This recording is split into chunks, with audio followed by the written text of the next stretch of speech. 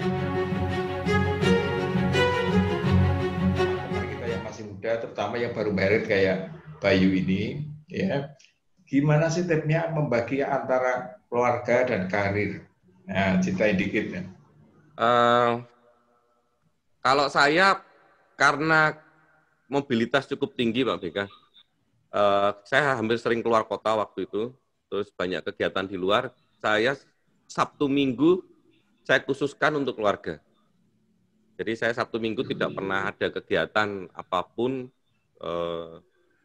Saya benar-benar fokus untuk keluarga karena di hari-hari biasa saya banyak di kantor, saya banyak di luar kota, dan selalu saya kalau setiap ada kesempatan pasti saya setiap hari bisa ngajak keluar makan keluarga. Masih suka traveling, Pak Pri? Traveling? Iya. Masih? Terakhir tapi kemana sekarang ini, enggak, sekarang pandemi enggak lah. Terakhir kemana, Pak? Kenapa? Terakhir kemana? Sebelum pandemi maksudnya? Sebelum pandemik, saya terakhir traveling sama keluarga ke UK ya kemarin. Berarti Bapak lebih suka yang kota-kota seperti itu ya, Pak, dibanding yang alam atau naik gunung sebagainya? Saya lebih sering ke kota karena dulu hidupnya udah susah, Mas. Jadi kalau suruh naik gunung itu, hidupku dulu udah susah, masih susah lagi naik gunung. Kadang gitu sih. Tapi ya kalau kadang kepingin sih ada kesempatan bener-bener ke gunung ya, bener-bener dilepas sendiri, yang harus survive, itu kayaknya seru juga gitu. Ini salah satu tanda-tanda orang sukses begini, Mas Bayu. Ya, senang kalau melihat orang sukses, ya, sedih kalau melihat orang gagal. Dan itu ada di Mas Pri semuanya, ya. Ini sosok yang luar biasa sekali, dan dari muda satu yang paling saya ingat dari awal pembicaraan kita adalah saya ingin bermanfaat bagi orang lain. Betul. Itu yang luar biasa, yang kayaknya di zaman sekarang ini perlu digalakkan. Gerakan saya bermanfaat bagi orang lain. Itu yang kayaknya sekarang sudah semakin ditinggalkan. Ya, Bayu gimana? Kamu senang nggak kalau melihat orang lain? Kan ada orang yang susah kalau melihat orang lain berhasil. Ya, ini dia akan berhenti di situ. Nah, kalau Bayu sendiri gimana selama ini? Kalau ini menurut saya, mohon izin Pak Pri sama Pak BK. Jadi kalau di generasi saya itu begini Pak BK, ada istilah yang namanya insecure. Kan karena banyak teknologi, melihat teman yang istilahnya katakanlah dia bisa jauh lebih menyenangkan gaya hidupnya dan sebagainya, dan bisa lebih bagus lah kita menganggapnya dari sosial media kan, dari kita ada istilahnya namanya insecure tadi. Kalau saya memandang hal tersebut sebagai motivasi sih Pak. Kalau melihat orang lain bisa lebih sukses, saya ingin termotivasi in a good way ya Pak. Ingin termotivasi agar bisa juga lebih baik. Tapi kalau semisal saya melihat orang lain katakanlah kesusahan, saya ingin rasanya ikut andil supaya yuk bareng-bareng ngerangkulan ibaratnya. Karena anak di generasi saya itu bisa dibilang kolaborasi itu kunci banget sih Pak. Untuk bisa mendorong satu sama lain. Itu tadi sih Pak. Oke. Kita ngomong-ngomong dengan Mas Pri ini baru berapa menit nih? Sekitar 30 menit ya? 30 menit? Hampir Pak. Hampir 30 menit, baru 30 menit ngomong-ngomong dengan Mas Pri. Kamu kayak ngomongnya udah mirip dengan Mas Pri loh sekarang. Waduh. Bener. Ini luar biasa. Mas Pri ini menginfluence luar biasa. Instan banget ya. Iya, luar biasa. Selama orang itu terbuka dan mau menerima ya pesan, misi dari orang lain, itu akan langsung klik masuk Dalam waktu 30 menit dia masuk. Dan mudah-mudahan, Bayu, ya, kamu bisa memodel Mas Pri ini sebagai figur yang sudah layak untuk dimodelkan. Ya, Anda pasti, Pak, membuat Mas Pri-nya sampai cara ngomong, sampai cara berkata, sampai cara tertawa, kemudian sampai pola pikir. Dan yang tidak boleh adalah tadi cara memikirkan istri. benar, Ya, Pak. karena ini takut kalau di Google tadi itu tadi tiru. Ya, yang lainnya modeling total, ya 100%. Ini luar biasa. Ini Mas Pri mesti kita hadirkan live nanti. Mudah-mudahan pandemi cepat selesai ini. Saya ralat sedikit. Saya bukan takut sama istri. Takut suruh tidur di pohon, Pak Beka.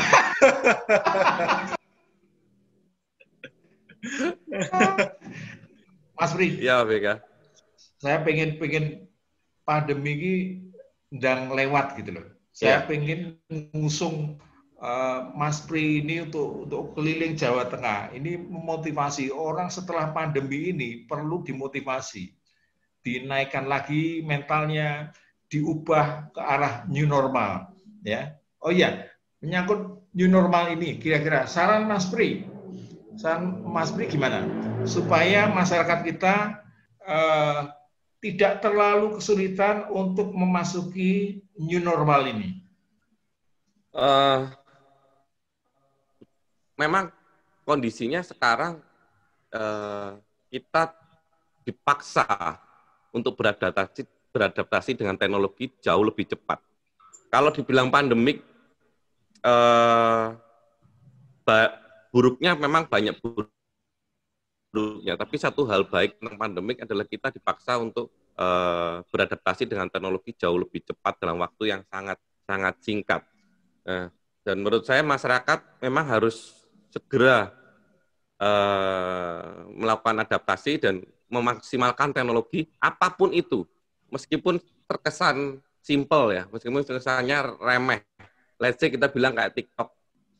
Mungkin TikTok bagi sebagian orang melihat ini konten apaan, bentuknya kayak begini. Tapi pada kenyataannya Amerika aja sampai mau melarang TikTok. Iya. Ya kan? Jadi sekarang sarana promosi bukan hanya IG atau Facebook, sekarang promosi juga bisa dilakukan di TikTok dan itu luar biasa. Kita juga sudah mulai beralih ke sana.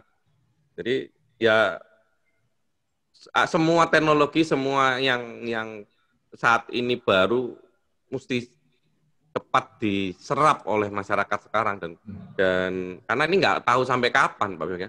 Karena kita nggak ngerti ini sampai kapan. Adaptasi ya, Pak. Betul.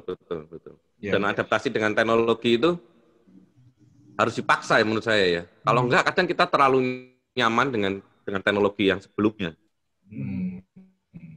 Ini harus dipaksa dan meskipun saya sendiri tidak nyaman dengan online seperti online training atau apa, tapi ya akhirnya kan kita dipaksa. Online training kan bukan hanya di pandemik sebenarnya. Sebelum-sebelumnya sudah ada paket-paket online training itu kan. Tapi kan masyarakat tidak terlalu digemari meskipun itu sebenarnya bagus. Karena kita bisa kapan aja mempelajari, kita bisa buka videonya kapan aja. Tapi kenyataannya waktu itu kan tidak terlalu booming ya. Sekarang semuanya pakainya itu. Pak Pri, agak sedikit balik lagi ke core business dari G-Media, Pak Pri, mengenai adaptasi di masa pandemi sekarang. Saya melihat akhir-akhir inilah, beberapa bulan waktu yang lalu ketika pandemi, G-Media itu meluncurkan kalau tidak salah salah satu layanan rumah yang disebut Fiber Stream ya Pak, kalau tidak salah. Ya. Itu apakah adaptasi dari G-Media Pak, yang istilahnya core bisnisnya kan lebih ke corporate kan Pak. Tiba-tiba kita dihadapkan dengan situasi kantor-kantor banyak harus meng-WFH-kan karyawan dan akhirnya harus di rumah seperti itu. Apakah sebenarnya Gmedia sudah melihat ini sebelum pandemi, Pak, sehingga seperti akhirnya meluncurkan program tersebut. Sebenarnya kalau melihat layanan ini sebenarnya kita udah pernah memikirkan akan ada kita akan launching layanan baru. Tapi balik lagi tadi saya bilang new normal itu kadang harus dipaksa gitu loh. Bikin kita beradaptasi dengan cepat. Nah, ketika kita nggak launching yang produk rumahan ini, terus ternyata kan ada pandemik dan kita semua kena. Cabang kita yang di Bali hampir setengah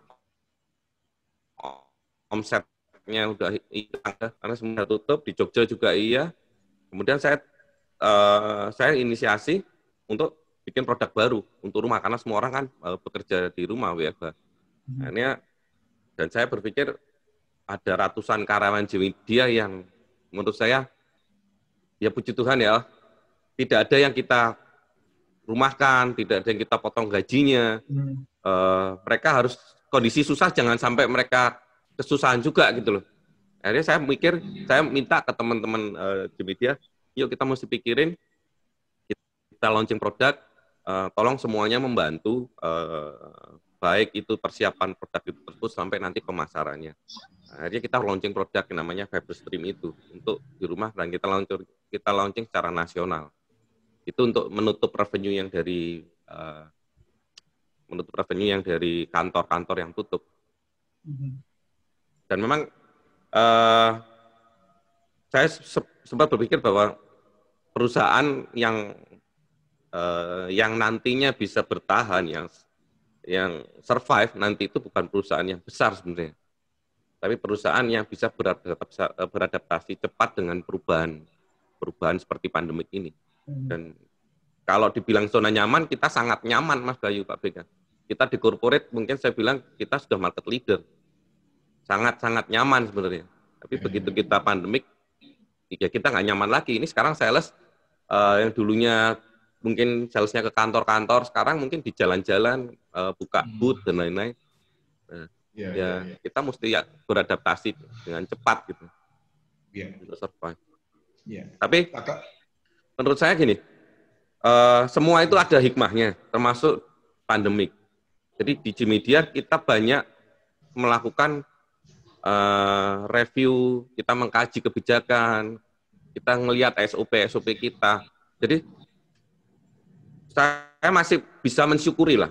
Dalam arti kondisi pandemik berarti saya nggak bisa kemana-mana, saya harus sering ke kantor. Jadi banyak hal-hal internal yang kita benahi. Satu persatu yang kemarin kita nggak kelihatan kan. Kadang perusahaan kan lihat revenue-nya doang, Pak BK, Mas Bayu. Tapi mereka nggak ngelihat detail-detailnya. Yang penting revenue bagus ya sudah jalan. Tapi ketika pandemik, revenue turun, kita mulai introspeksi kan. Sebenarnya kita ada masalah apa selama ini yang kita mungkin nggak ada waktu untuk beresin. Jadi itu mungkin salah satu yang bisa dilakukan mungkin teman-teman pengusaha atau siapapun itu di era pandemik. Ya kita gunakan waktu untuk introspeksi. Kemudian mengimprove diri kita yang kemarin mungkin nggak bisa training online, nggak bisa training kemana-mana. Sekarang banyak waktu untuk mengimprove knowledge kita melalui online tentunya. Iya. Kata kunci yang paling penting adalah adaptasi tadi, Mas Pri ya. Seperti kita tahu, Pizza Hut yang luar biasa besarnya pun sampai jualan di jalan-jalan. Betul. Ya, jadi kayak pengecer. Dan banyak teman-teman ya yang udah punya personal branding yang nasional bahkan itu memutar balik jauh dari bisnis utamanya, jauh dari image utamanya, dan itu mereka lakukan dengan senang hati. Karena yang utama kata Jack Ma di era pandemi ini jangan mimpi untuk sukses luar biasa, untung luar biasa, bertahan saja kamu sudah bersyukur. Ya, betul sekali itu. Setuju sekali saya. Oke, Mas Pri, saya ini kan generasi jadul nih. Saya mau tanya tadi, saya begitu mendengar TikTok aja bisa buat promosi, Itu gimana ceritanya? Ceritain dikit. Saya sebagai orang jadul mohon dikasih pencerahan di situ. Wah, kalau TikTok mungkin teman-teman milenial jauh lebih ngerti sebenarnya. Tapi dari pengamatan saya, Ya. TikTok ini kan sebenarnya bukan hal yang baru ya. Jadi Iya. konten itu kan sebenarnya dari status. Kalau BBM pun sebenarnya sudah ada ya. Kita bikin status, kita bikin story dari IG, Snapchat dan lain-lain sudah ada. Tapi TikTok itu bisa sangat fenomenal karena mereka pertama kalau saya lihat mereka punya filter itu ya. Kemudian mereka punya challenge yang akhirnya viralnya cepat. Oke ya. Kemudian dia sangat memfasilitasi, sangat memudahkan orang untuk sharing. Bisa di-download, di-sharing ke semua platform. Menurut saya itu tidak dilakukan oleh IG atau Facebook waktu itu. Kita download aja masih mungkin susah, untuk nge-share ke platform yang lain susah. TikTok enggak, mau sharing di Facebook, di IG, di WA, dia fasilitasi. Jadi pergerakannya TikTok itu jauh lebih cepat dibandingkan IG atau Facebook menurut saya. Iya. Seru sih Pak, coba main TikTok ya Pak. Nanti saya coba Ayu Ting Ting ya. Oh, iya. TikTok dengan saya. Oke. Era TikTok itu era ini Pak. Era ketika filter lebih murah daripada filler Pak. Oh iya. Klinik kecantikan sepi gara-gara filternya TikTok Pak. Oke, Mas Priyo, saya ingin tanya sebelum diakhirinya obrolan kita pada sesi ini, saya ingin tanya, impian terbesar Mas Priyo yang belum tercapai kira-kira apa? Impian terbesar itu saya ingin dikenal orang karena saya memberikan manfaat buat orang lain, Pak. Yang sekarang saya belum menemukan gitu. Saya sendiri untuk Jimmy bisa memberikan sesuatu lah untuk masyarakat. Kalau nggak bisa Indonesia ya Semarang doang lah, saya bikin sesuatu lah. Bisa. Kalau Mas Priyo Indonesia saya yakin 100% bahkan 1000% saya yakin. Amin. Ya. Amin. Niat baik seorang Priyo ini ya pasti akan dan akan segera dikabulkan. Amin, Pak. Saya yakin karena dari awal sampai akhir pernah lepas yang Anda saya ingin berbuat baik dan dikenal baik sama itu. Ya, itu modal yang luar biasa yang sekali di antara tokoh-tokoh kita. Makanya sering terjadi pertikaian karena ingin dirinya menjadi yang baik dengan menjelekkan orang lain. Nah, itu loh. Iya. Ya. Komentarin dikit, Mas. Apa itu? Tentang tadi orang pengen menjadi baik tapi dengan menjelekkan orang lain. Ini kan banyak sekali ini di semua segmen. Gimana ngomentarinya ya sebenarnya kembali ke personalnya menurut saya ya. Kembali ke personalnya. Apakah orang itu seperti tadi Mas Bayu sampaikan ketika melihat orang yang sukses dia akan termotivasi atau malah jadinya iri dengki sirik yang keluar gitu. Kembali ke orangnya sih Pak BK, dan orang-orang seperti itu sih selalu ada, pasti ada, dan apa ya, kita kalau bisa ketemu, misalkan ketemu orang-orang kayak gitu ya dibina aja Pak, sebelum dibinasakan, dibina. Oke, ini tadi udah mau bicara kesimpulan, tapi akhirnya kita melebar sedikit lagi. Ini terkait dengan karakter pribadi, berarti peranan keluarga, pendidikan karakter keluarga, ini menjadi sangat penting. Betul. Nah, kemudian di era online ini, kita dipaksa untuk menjauh. Ya. menjauh, kemudian saling asik dengan dirinya masing-masing di era, terutama di era yang dengan geluti ini. Kira-kira gimana nih untuk mengatasi ID-nya oke, tapi pendidikan karakter juga jalan? Kalau menurut saya, pendidikan karakter itu hanya bisa dilakukan ketika kita kecil ya. Menurut saya, maaf kalau saya salah, tapi karakter itu dibentuk ketika kita masih dari kecil, sejak kecil lah.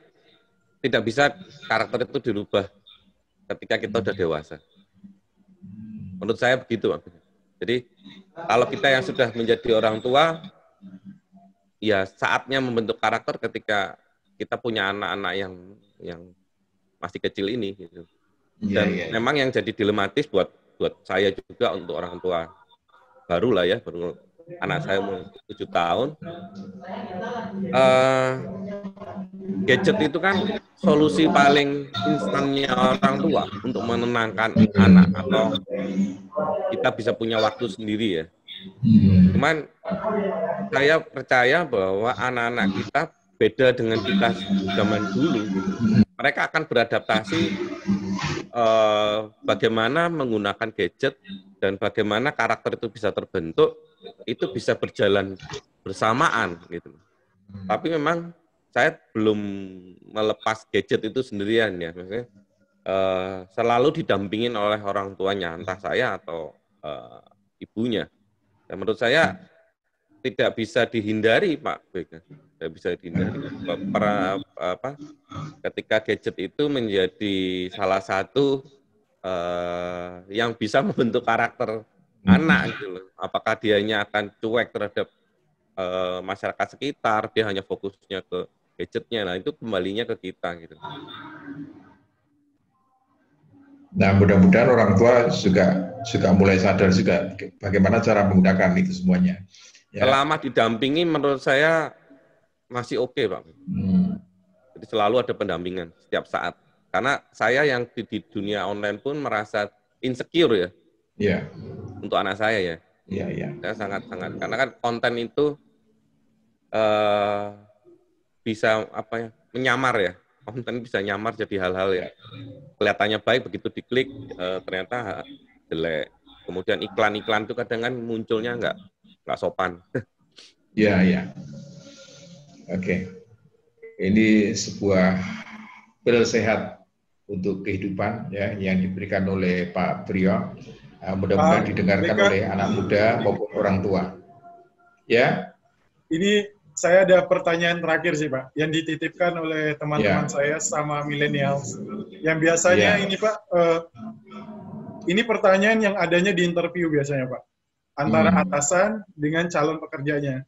Tapi hari ini saya ingin menggunakan kesempatan ini Pak, untuk bertanya ke Pak Priyo. Minta gaji berapa? Bukan ya pertanyaannya? Bukan. Pertanyaannya begini Pak. Bagaimana Bapak melihat Pak Priyo ke depan, Pak? 5-10 tahun ke depan? Karena kita sekarang kan tahu, Pak, Bapak punya usaha kopi sekarang.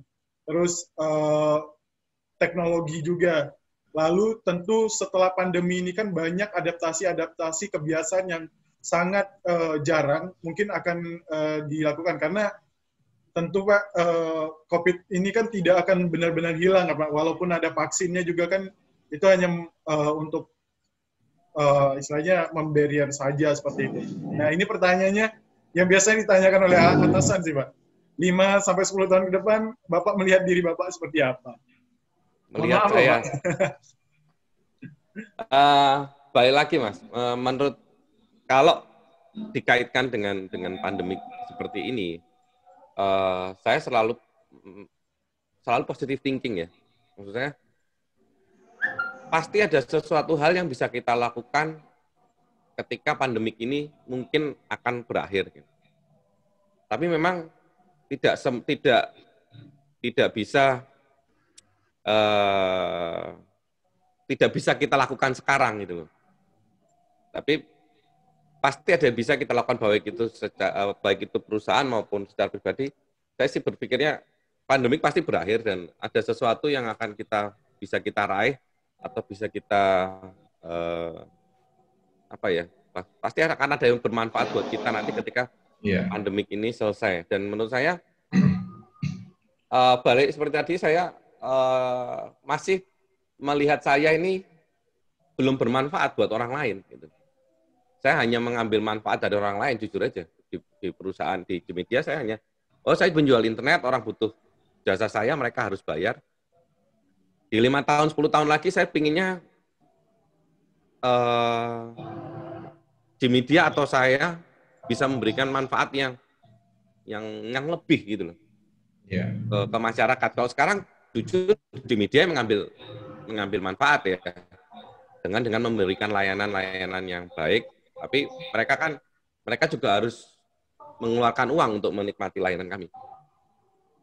Tahun-tahun ke depan, 5 tahun atau 10 tahun, saya harus pinginnya sudah ada sesuatu yang kita bisa kreasikan, kita ciptakan sesuatu yang mungkin bermanfaat, baik itu ada pandemik atau tidak. Belum nemu idenya, Mas Bayu. Siapa? Mungkin setelah ini langsung menemukan ide, Pak. Amin deh. Monggo, Pak BK. Ya, oke. Jadi setelah ngobrol banyak dengan figur yang luar biasa ini, Pak Pri, saya harus memanggilnya Pak Pri, bukan Mas Pri, karena wise-nya yang begitu jauh melebihi saya. Jadi saya dalam hal wise jauh lebih muda, Pak. Ya. Bisa aja, Pak BK. Jadi saya dapat ambil kesimpulan bahwa selalu berpikir baik, bermanfaat bagi orang lain, ya, untuk bisa mencapai sukses, itu adalah hal yang utama. Dan juga menguatkan mental kita sendiri. Berpikir baik, kemudian dapat meningkatkan mental survival kita, sehingga ada tekanan yang seperti kita alami saat ini, pandemi COVID-19 ini, kita tetap bertahan dan berpikir kreatif. Gimana kita keluar dari masa-masa tekan yang berat ini. Mudah-mudahan bisa bermanfaat buat kita semua. Buat Pak Pri, terima kasih sekali ilmunya, pengalamannya, kebijaksanaannya, pandangan jauh ke depannya. Ya, saya sangat salut untuk Mas Pri yang sangat luar biasa. Oke, Mas Bayu, mudah-mudahan ini menjadi acara yang inspiratif buat semua kalangan, bukan hanya golongan tua, golongan pengusaha, tapi juga golongan yang lain, golongan mahasiswa, ya, golongan pengusaha kecil, UMKM, semuanya bisa menginspirasi mereka. Matur nuwun, Mas Priyo, mudah-mudahan Tuhan memberkati. Amin.